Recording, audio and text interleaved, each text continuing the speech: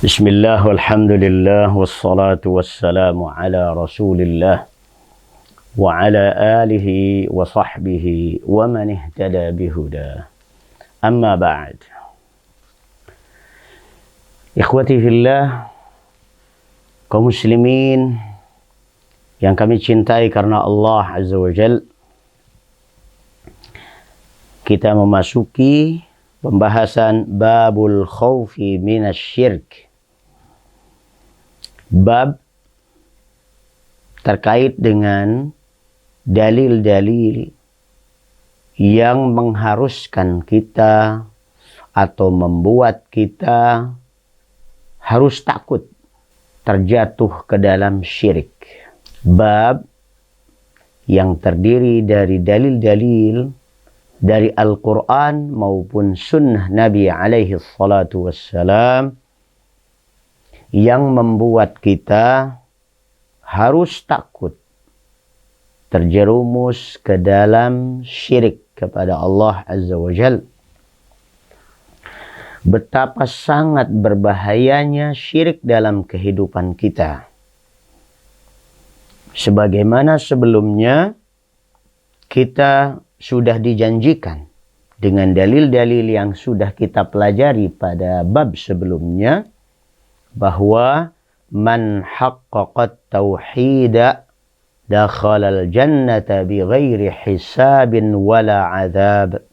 Bahwa siapa yang melaksanakan tauhid dengan sungguh-sungguh, benar-benar melaksanakan tauhid, maka masuk ke dalam surga tanpa dihisab, tanpa diazab terlebih dahulu. Mari kita buka bab al-khawfi minasyirki. Wa qawlillahi azza wa jal, inna allaha la yaghfiru an yushraka bih wa yaghfiru ma duna dhalika liman yasha'. قال الخليل عليه السلام واجنبني وبني أن نعبد الأصنام. وفي الحديث أخوف ما أخاف عليكم الشرك الأصغر فسئل عنه فقال الرياء.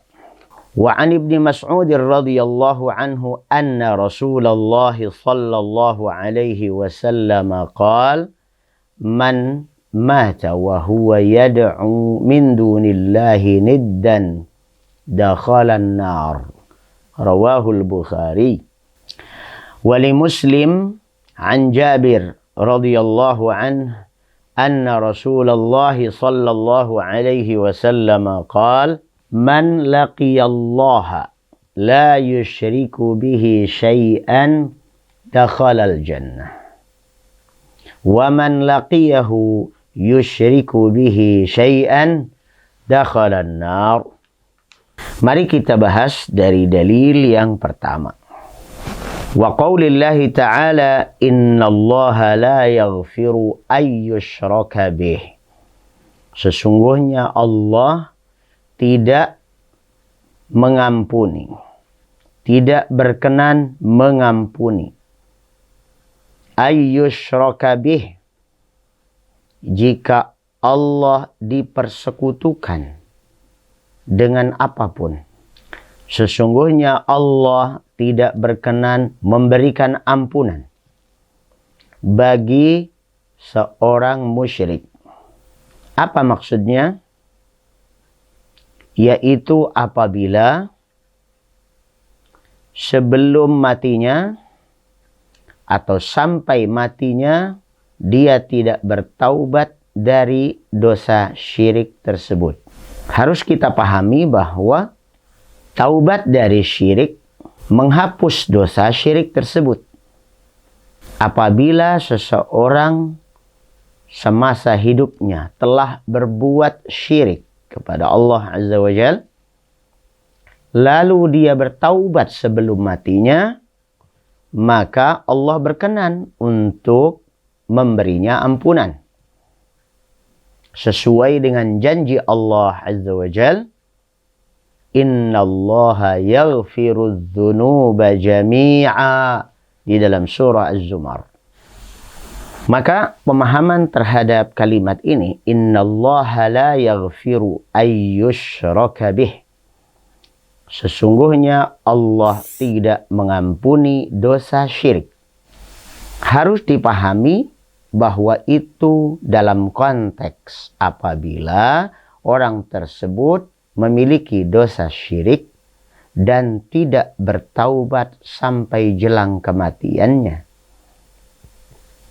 Tapi apabila semasa hidupnya telah bertaubat dari dosa syirik tersebut, maka berlaku firman Allah Azza wa Jal dalam surah Az-Zumar, innallaha yaghfiru dzunuba jami'a. Sesungguhnya Allah mengampuni semua dosa. Siapa yang bertaubat? Wa yaghfiru ma duna dzalika liman yasha. Sebaliknya terhadap dosa di bawah level dosa syirik, maka Allah menyatakan wa yaghfiru ma duna dzalika. Dan Allah mengampuni dosa di bawah dosa syirik. Dosa selain dosa syirik. Liman yasha, bagi yang Allah kehendaki. Maka dosa itu bertingkat-tingkat. Ada dosa syirik tingkatan nomor 001. Tidak ada yang di atas dosa syirik. Kemudian level di bawah syirik ada dosa-dosa selain syirik. Tentu pembahasannya lebih panjang. Saya berikan yang simpel. Dosa di bawah syirik ada yang tergolong ke dalam dosa besar dan ada yang di bawah dosa besar disebut dengan dosa kecil. Dosa besar biasanya kita dengar dengan istilah al-kabair. Bentuk jamak dari al-kabirah. Dosa besar. Dosa kecil sering kita dengar dengan sebutan as-saghair. Jamak dari kata as-saghirah. Artinya dosa kecil. Dosa-dosa di bawah level syirik memungkinkan untuk mendapatkan ampunan bagi yang Allah kehendaki. Yang dimaksud adalah dosa-dosa besar di bawah dosa syirik. Kita kenal ada kitab judulnya Al-Kabair. Ini memuat berbagai macam dosa yang dikategorikan oleh para ulama sebagai dosa besar. Dalam hal ini, kita perlu tahu bahwa dalam tubuh kaum muslimin ada sekelompok orang yang mengafirkan, yang memvonis kafir terhadap setiap pendosa besar, setiap pelaku dosa besar. Maka dari itu, ayat ini merupakan bantahan telak bagi kelompok tersebut. Kelompok tersebut sering kita dengar dengan istilah Al-Khawarij. Al-Khawarij asal maknanya adalah orang-orang yang memberontak, yang tidak taat pada pimpinan negara. Mereka yang memiliki ide-ide takfir. Mereka mengafirkan semua pelaku dosa besar. Asal orang itu melakukan dosa besar, misalnya mencuri, dah kafir dah. Terus bagaimana nanti di akhirat, di neraka selamanya? kelompok seperti ini di dalam tubuh kaum muslimin ada. Dan mereka memiliki pemikiran yang sangat ekstrim. Dan itu asal terorisme.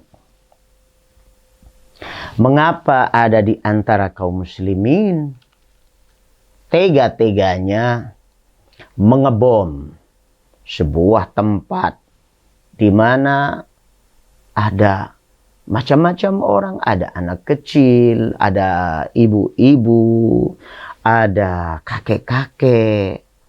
Mungkin ya banyak orang-orang yang sebenarnya tidak bersalah.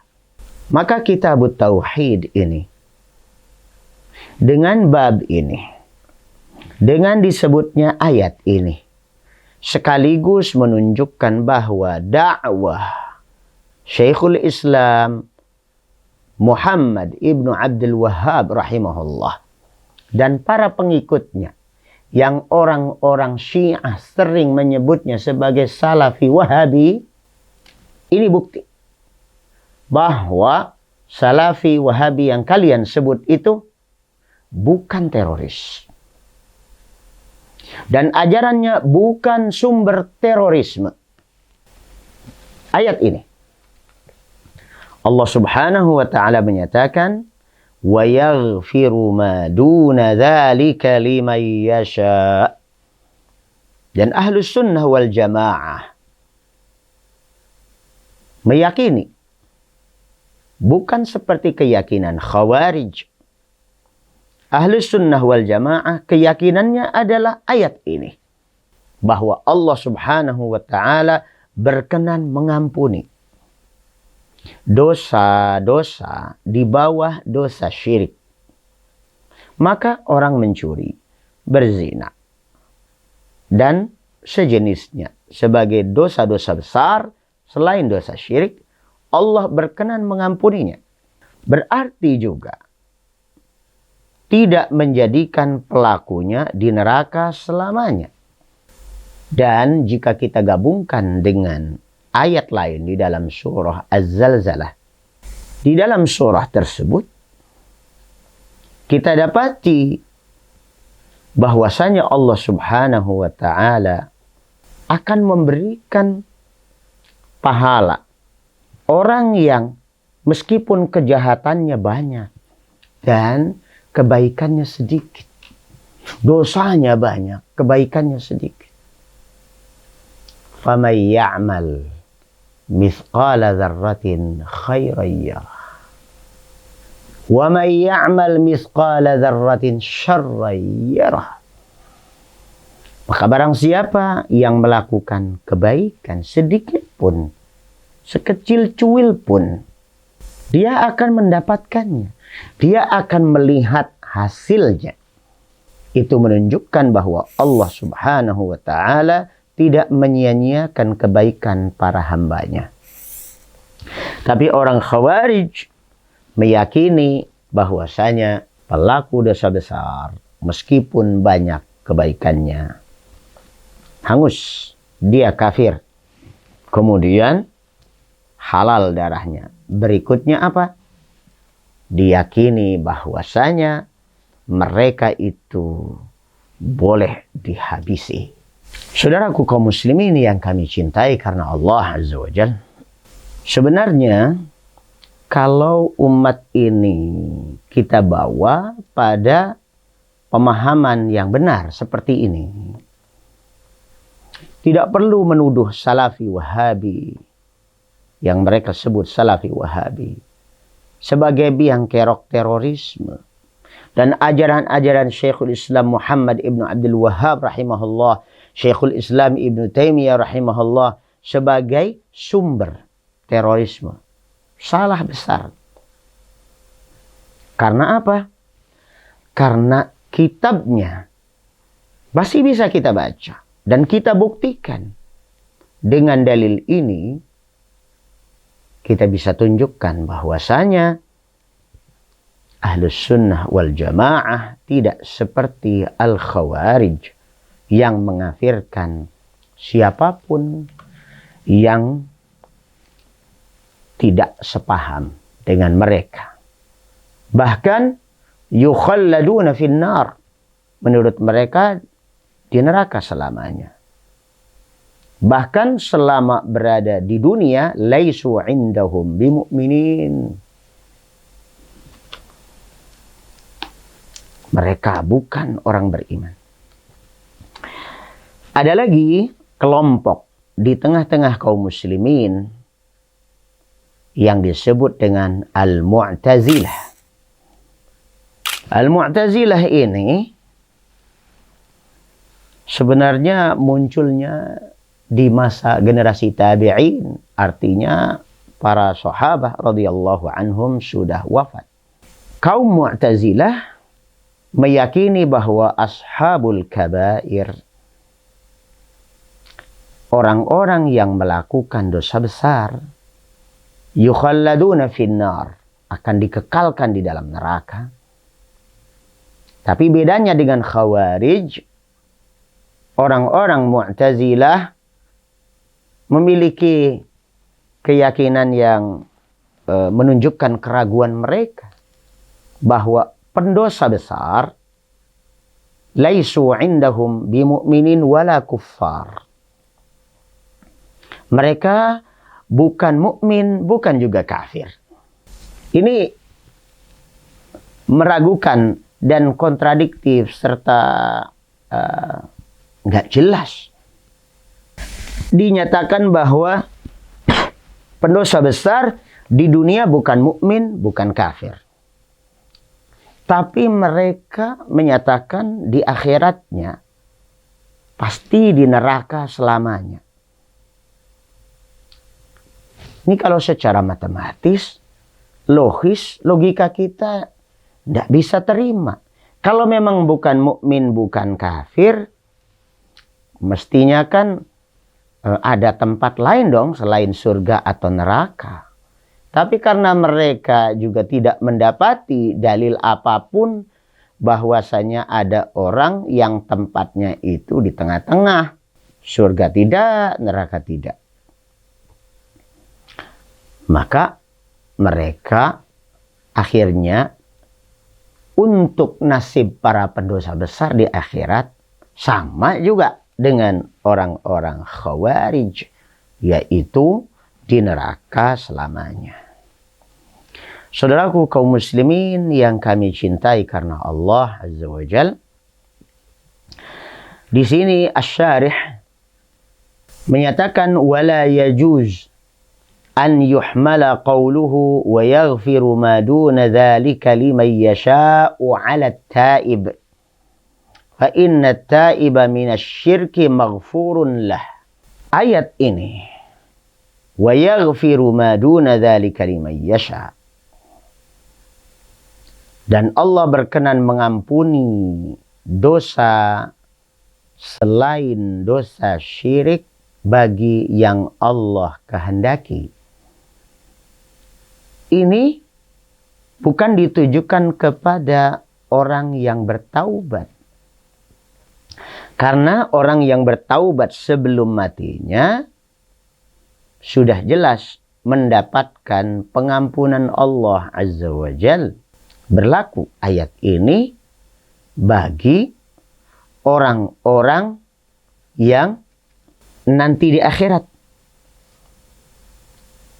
Bagaimana nasibnya orang-orang yang memiliki dosa-dosa besar di bawah dosa syirik, dan di dunianya dia belum bertaubat? Ini yang jadi masalah. Kalau permasalahannya jika dia telah bertaubat sebelum matinya, itu sudah selesai urusannya. Permasalahannya adalah orang pernah berzina, orang pernah mencuri, orang pernah korupsi, dan sejenisnya dosa-dosa besar. Lalu dia mati belum bertaubat dari dosa tersebut. Dan dosa tersebut bukan syirik. Apakah dia masuk neraka selamanya seperti kata orang Khawarij dan Mu'tazilah? Bagaimana keyakinan Ahlus Sunnah wal Jamaah? Keyakinan Ahlus Sunnah wal Jamaah dengan ayat ini adalah bahwa mereka nanti di akhirat di bawah masyiatullah, tergantung maunya Allah. Apakah Allah mau mengampuni dia atau tidak mengampuninya? Lebih realnya lagi begini. Ada orang dia memiliki tauhid, bukan musyrik. Ya, orang Islam lah gitu ya, Muslim, telah bersyahadah, dia bertauhid, dia sholat, dia zakat, dia siyam, dia haji. Dia juga melakukan dosa besar. Ya, seperti Muslim STMJ, sholat terus, maksiat mah jalan gitu. Ya, itu Muslim apa namanya? Muslim STMJ. Sholat terus, maksiat jalan. Sholat mah rajin, tapi ngerampok tanah orang. Ya, di kantor korupsi. Punya bawahan sekretaris berzina, selingkuh dengan sekretaris. Banyak dia punya tabungan dosa besar. Tapi dia juga berinfak. Dia juga berzakat. Dia juga sholat. Bahkan dia juga haji. Bahkan punya travel umroh dan haji misalnya. Sehingga umroh bisa tiap bulan. Allahu Akbar. Nah, orang macam ini seperti apa nasibnya di akhirat? Berlaku ayat ini. Wa yaghfiru ma duna dzalika liman yasha. Allah berkenan mengampuni dosa di bawah syirik bagi orang yang belum bertaubat sebelum matinya. Di akhirat tergantung Allah. Tahta masyiatillah. Apabila Allah berkenan, maka Allah ampuni. Tapi jika Allah tidak berkenan, masuk dulu ke neraka.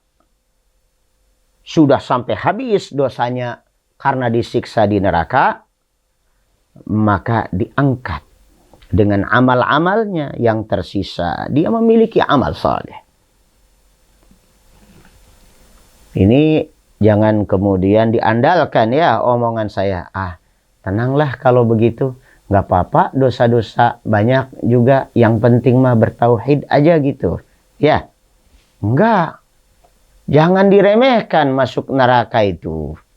Ya, ini bab al-khauf minasyirk. Kita harus takut. Kalau meremehkan begitu, justru dosa kecil pun menjadi besar karena diremehkan. Apalagi dosa besar, kok malah diremehkan? Saudaraku kaum muslimin yang kami cintai karena Allah Azza wa Jal, dosa syirik. Kembali ke dosa syiriknya ini. Kita membaca ayat ini. Sesungguhnya Allah tidak berkenan mengampuni dosa syirik. Ini harus menjadi fokus kita yang terbesar. Saya akan berbicara tentang fokus ini. Betapa sangat murkanya Allah Subhanahu wa Ta'ala terhadap pendosa dosa syirik. Mengapa demikian? Kita lihat episode berikutnya insya Allah. Assalamualaikum warahmatullahi wabarakatuh.